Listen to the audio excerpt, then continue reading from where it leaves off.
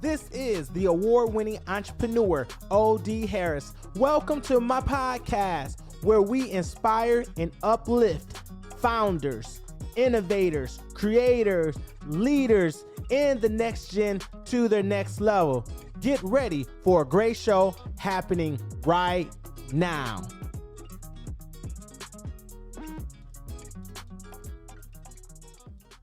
This is the award-winning entrepreneur, O.D. Harris, and we have my good friend in the building, the Honorable Mayor Corey Woods. What's going on?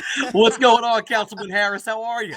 Hey, man, you looking good, man. Look, don't be trying. Look, you can't be coming on the show, man, looking better than me, man. You supposed to put on a T-shirt or tank top or something. Look, man, there was no memo that I received in advance. So I just put on what I had. The first thing I saw in my closet. But when I knew I was going to be on the O.D. Harris podcast, I felt like I had to come correct. So, you know. Hey, you know what? Today we're going to be talking about great leaders lead, and what a way to lead us in. We're going to be talking to you all leaders that's out there leading, not to the lazy leaders. Now, lazy leaders, I need you to get off the couch. I know there's a lead in you. You just happen to be on the couch, hanging out, eating them potato chips, but I know that you have a lead in you. So we have the Honorable Mayor Corey Woods. What's going on, sir? How you doing? You know, things are great. You know, just a busy time getting off of vacation and all the holidays and New Year's. But we are right back at it here in the city of Tempe, and things couldn't be going any better. Hey, man, you got it looking good over there. So, hey, you guys know how we do this, right? We keep it real. We keep it 100. We throwing all the blows, but we're going to inspire you, uplift you, and motivate you. And today we are inspiring, uplifting, and motivating leaders. And Mayor Corey Woods is a phenomenal leader. Hey, he has some great credentials. Okay, he's been leading for a very long time. And I want to just say something about Corey. You know, leaders who lead by example. And he went to school. I'm sorry to say that he did go to a university that we won't mention on this podcast because you guys know it's go green, go white. But he went to that other school. What school was that? What's the name of that school again? The University of Michigan, go blue. No. Oh my God. Now I'm gonna have to reset this whole podcast. I'm gonna have to edit. Make sure you edit this out. I edit that out, okay? Well, and I will say for all my Arizona folks out there too, I have a master's from Arizona State University. So also go Devils. Go Devils. All right. Hey, so you guys know we're here. We're gonna be talking about the pros and cons of leadership. So, Corey, you've been doing this for a while. So, when did you notice that you was going to be a leader? Like, when did you know, like, hey, I think I'm a leader? Were you playing on the soccer field? Was you leading the basketball team? When did you first identify, like, I might just be a leader? So, it's an interesting story. Back in 1988, watching the presidential election, I was probably, I guess, 9 at the time. And watching the presidential election between Michael Dukakis, who was the governor of Massachusetts at the time, and George H.W. Bush, who was Ronald Reagan's vice president, and they were running against one another for president. And my parents were very interested in the political world and watched a lot of political TV. They watched all the debates that were televised. And so one night I was sitting up watching this debate with them, probably at some point in September or October of 1988. And I remember just being completely fixated by this whole thing about these two guys, you know, dressed in suits, talking about foreign policy, domestic policy.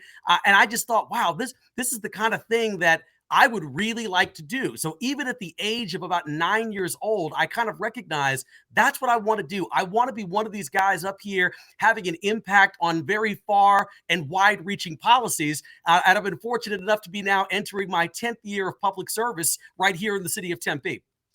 Well, thank you for your service, man. What a great story. Let me ask you something. What's the most challenging thing that you think that you have faced or leaders face every single day?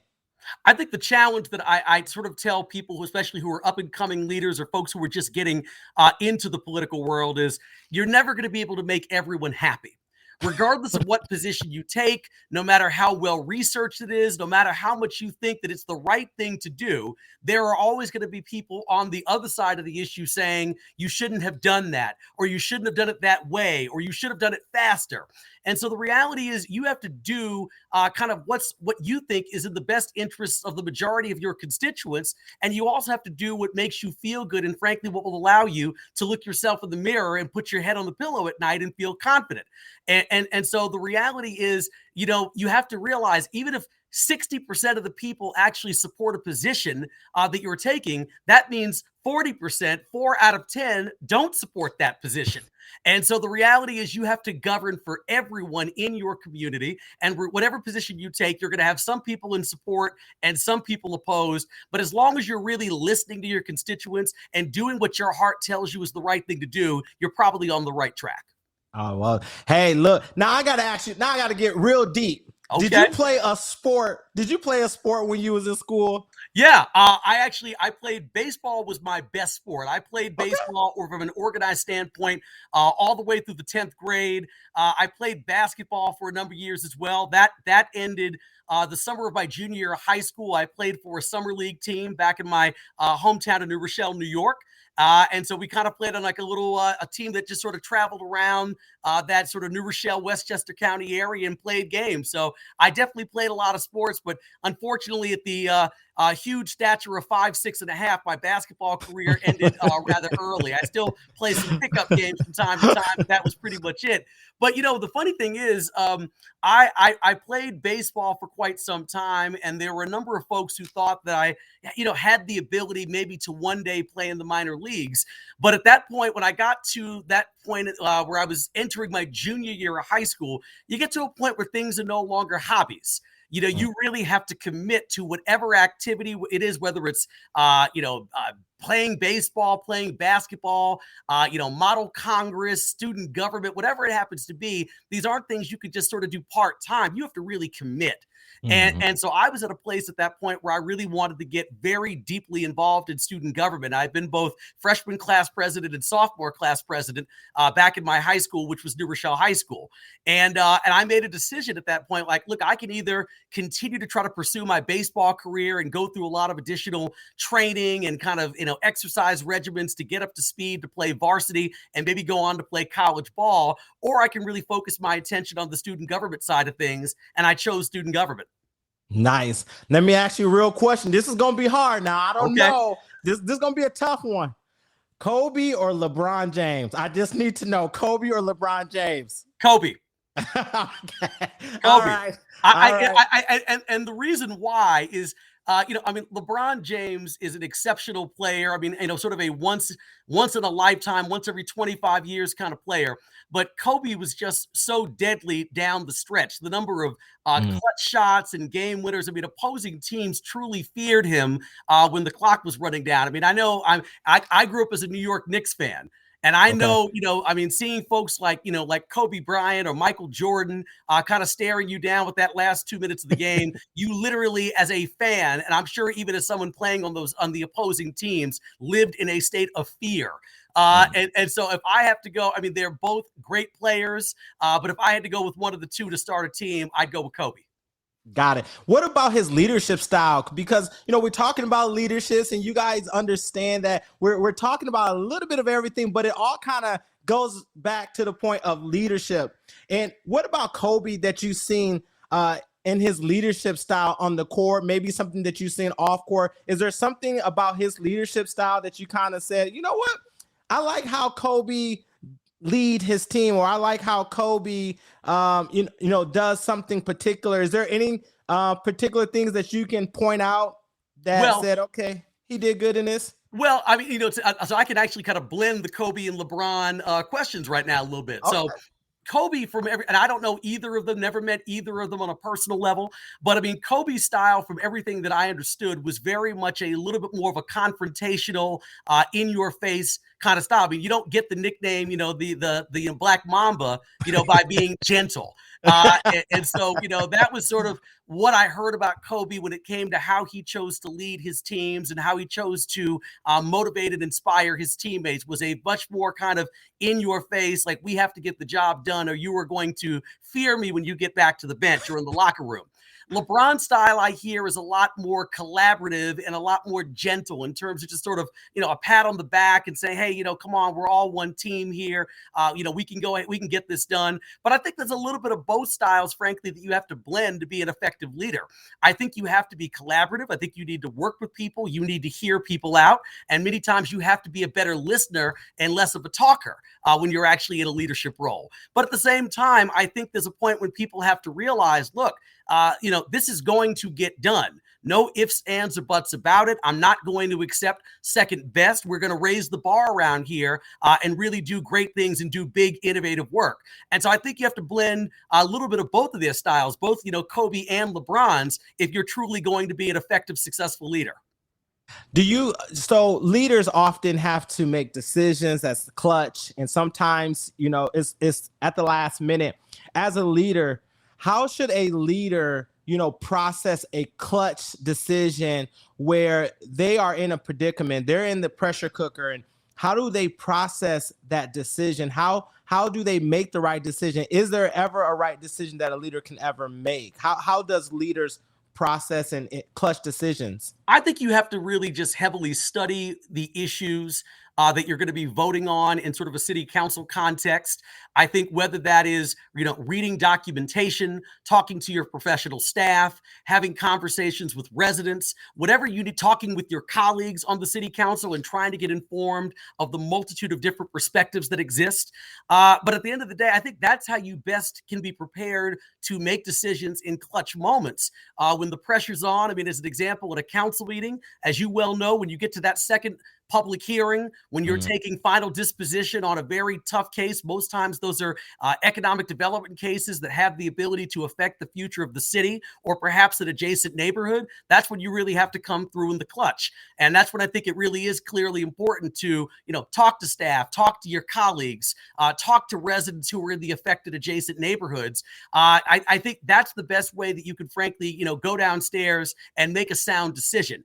Once again, it's not necessarily going to be a decision that 100% of the people watching that meeting are going to be in support of and are going to think is the right one. But I think if you've done your homework and taken in a bunch of different perspectives in terms of trying to make that final decision, I think you can come through in the clutch on a regular basis.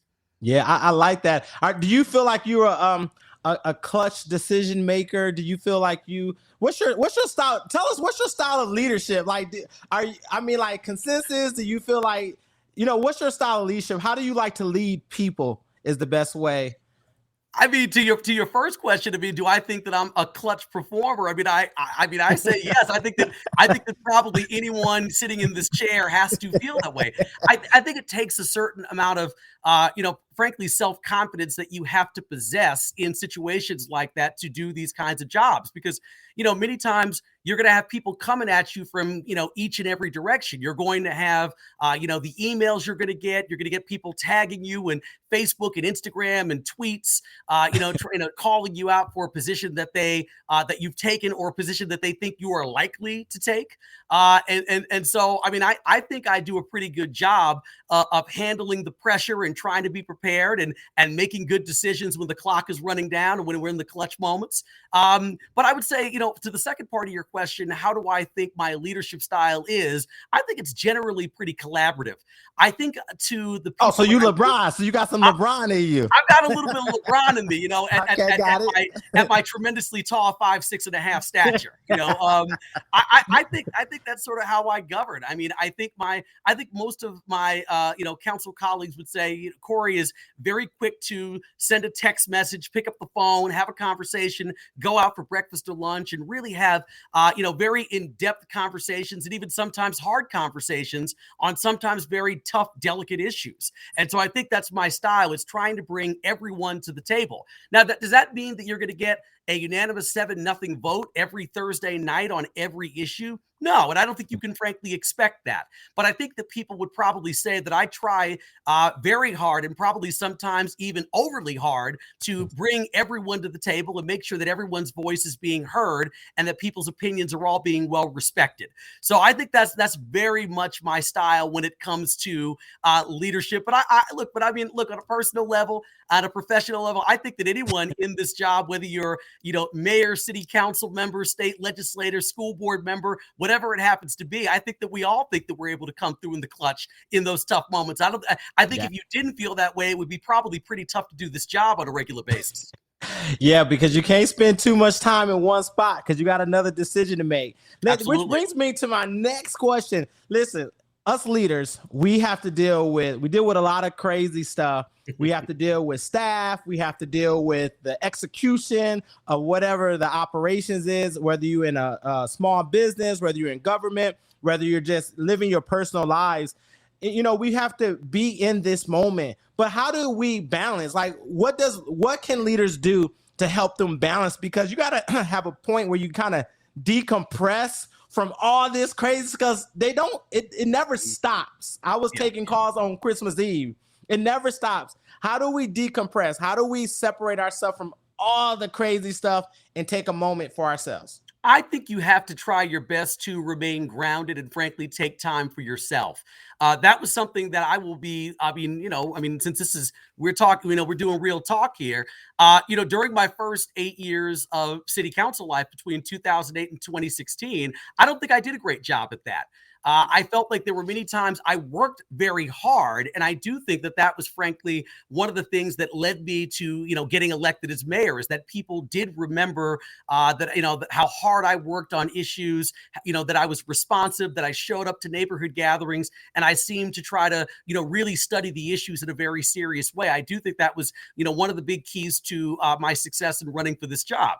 But at the same time, I didn't always do a very good job of sort of balancing my professional life with my personal life.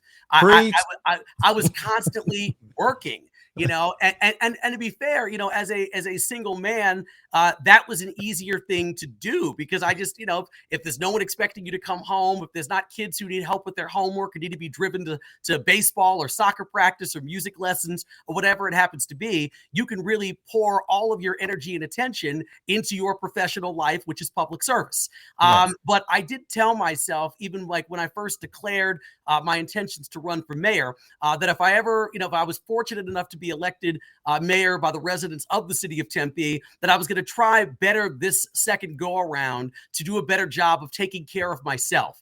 Because the reality is, if you're not right with yourself and you're not feeling well from an emotional and a mental health standpoint, you can't really be effective in this job. You can only burn the candle at both ends for so long before that has effects not just on your personal life, but also your professional life. And so I try very hard now sometimes to take long weekends.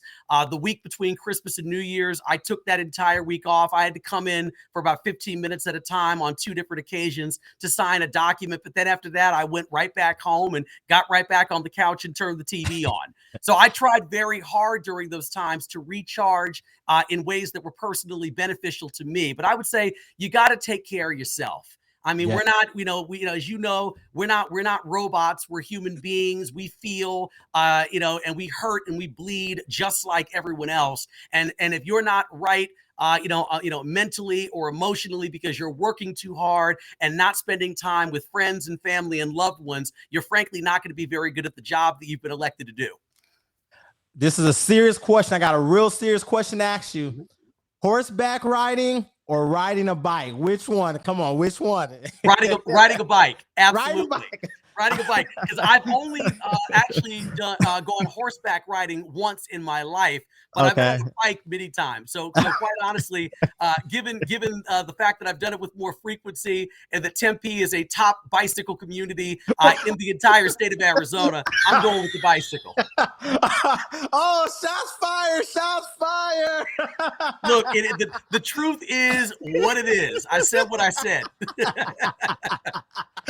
Hey, we we not. Hey, Chandler, it's all good. We got this. We got our bicycle lanes. They coming. They're gonna be stronger than ever before. I promise you. Look. Let me tell you.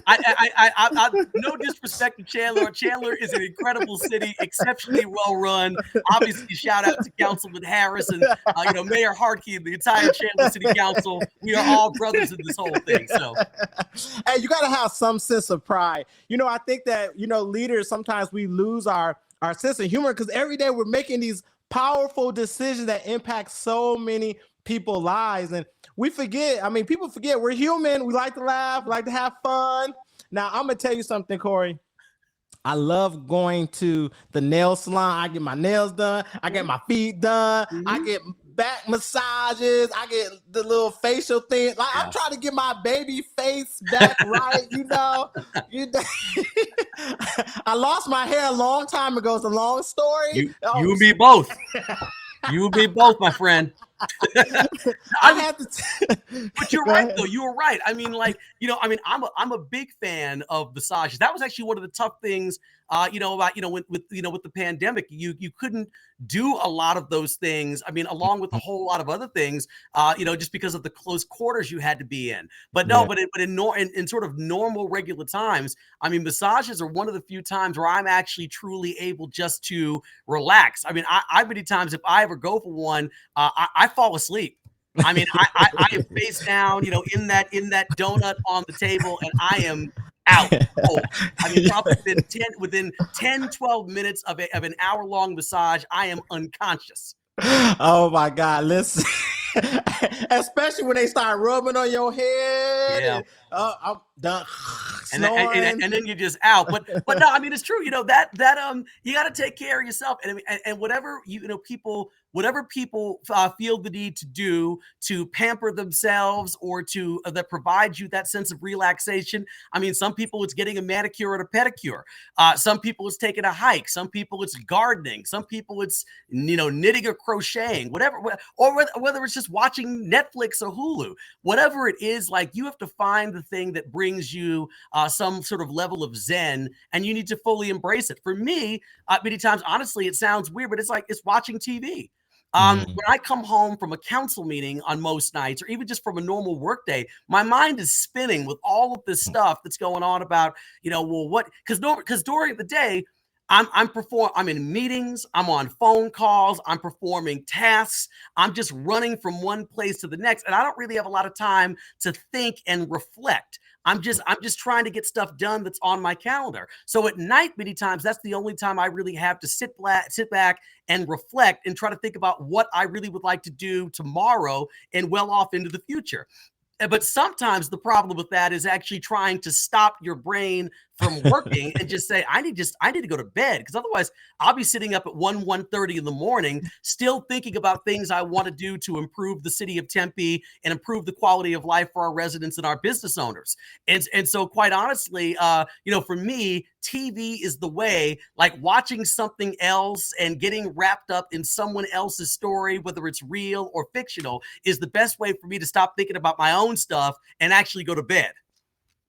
You know what? I love that. So let me ask you this, and we're gonna be ending soon, y'all. It's like we're in the conclusion stages of everything. So hold fast.